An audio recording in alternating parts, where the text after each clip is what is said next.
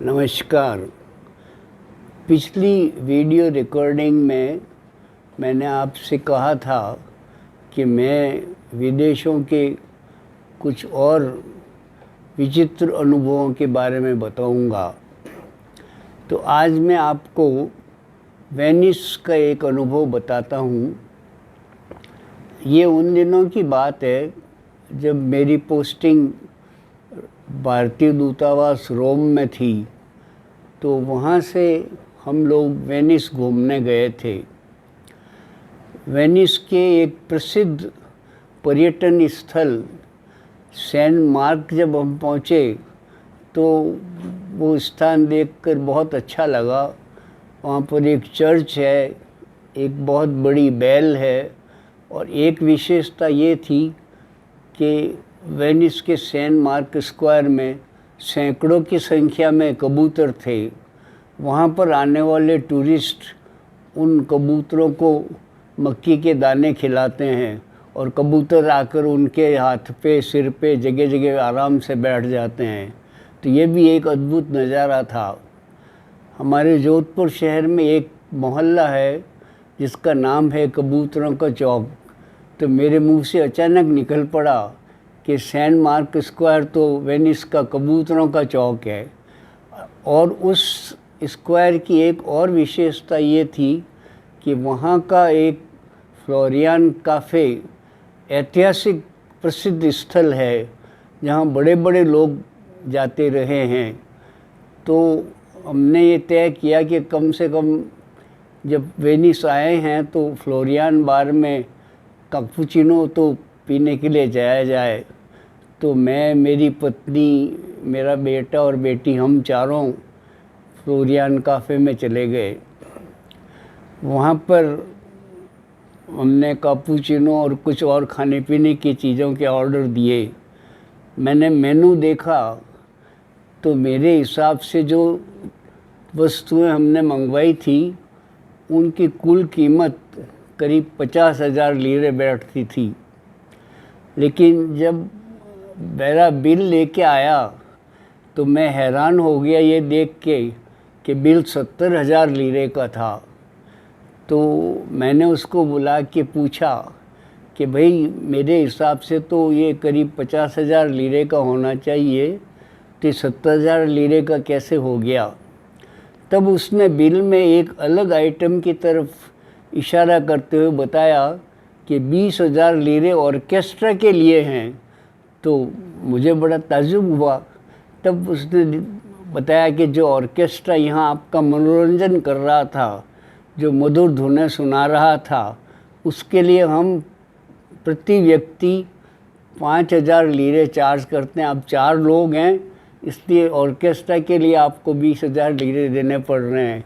तो मुझे ये पहला अनुभव था जबकि किसी रेस्टोरेंट में खाने पीने की चीज़ों के अलावा ऑर्केस्ट्रा के लिए भी पैसे देने पड़े। लेकिन क्योंकि ये विश्व प्रसिद्ध फ्लोरियन काफ़े का मामला था तो वो पैसे देने में भी कोई परेशानी नहीं हुई, पर लगा बड़ा अजीब कि हमें ऑर्केस्ट्रा के भी पैसे देने पड़े।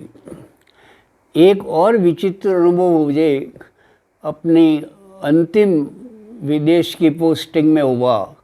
मेरी पोस्टिंग सूरीनाम में हो रखी थी, जहाँ की राजधानी पारामारिबो है। एक बार मुझे सूरीनाम से ट्रिनिडाड में पोर्ट ऑफ स्पेन जाना था।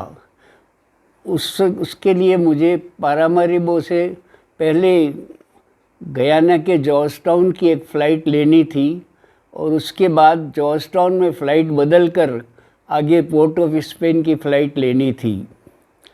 जब पारामारिबो के एयरपोर्ट पे मैं पहुंचा और मैंने अपना सामान काउंटर पे चेक इन के दिया, तो सामान रिसीव करने के बाद उस लड़की ने कहा कि अब आप भी वेइंग मशीन पे चढ़ जाइए। तो मुझे बड़ा आश्चर्य हुआ। मैंने कहा कि सामान तो आपको दे दिया है और आपने उसका वेट ले लिया है, तो मुझे वेइंग मशीन पे चढ़ने का क्यों कह रही हैं। तो वो कहने लगी कि हमारा नियम है, आप प्लीज़ एक सेकंड के लिए वेइंग मशीन पर चढ़ जाइए। तो मैंने सोचा चलो कोई बात नहीं, मैं वेइंग मशीन पे चढ़ गया और उसके बाद उसने मुझे बोर्डिंग पास दे दिया। मैं जब प्लेन पर चढ़ने लगा तो मेरे दिमाग में यही बात घूम रही थी कि इस एयरपोर्ट का ये क्या विचित्र नियम है कि पैसेंजर का वज़न भी लिया जाता है। लेकिन जब मैं एयरक्राफ्ट के अंदर पहुंचा तो देखा कि वो एक बहुत ही छोटा जहाज़ था, उसमें मुश्किल से 8-10 सीट थी और क्रू में एक पायलट था और एक एयर होस्टेस। तो ये भी एक विचित्र अनुभव था इतने छोटे जहाज़ में यात्रा करने का। एयर होस्टेस ने मेरा बोर्डिंग कार्ड देखा, उस पर मेरा वज़न लिखा हुआ था, तो उसने वो देखा, फिर अपने हाथ से एक सूची निकाली और वो देखी और फिर मुझे इशारा किया कि आप इस सीट पे बैठ जाइए। बोर्डिंग कार्ड पे कोई सीट नंबर नहीं था।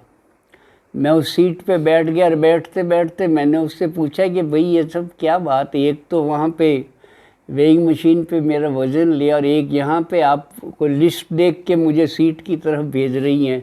तब उसने बताया कि छोटा जहाज़ है तो इसमें वज़न को बैलेंस करने के लिए हम पैसेंजर्स को इस तरीके से बैठाते हैं कि दोनों तरफ के वज़न में ज़्यादा फ़र्क नहीं हो और प्लेन एक तरफ टिल्ट नहीं हो जाए। तब मुझे समझ में आया कि वो काउंटर पे मुझे वेइंग मशीन पे खड़ा करने के लिए क्यों कहा गया था। तो मैंने सैकड़ों बार विदेशों में और भारत में भी हवाई यात्राएं की है, लेकिन ये एकमात्र अवसर था जबकि मेरे अपना वज़न उस यात्रा के लिए करना पड़ा। धन्यवाद।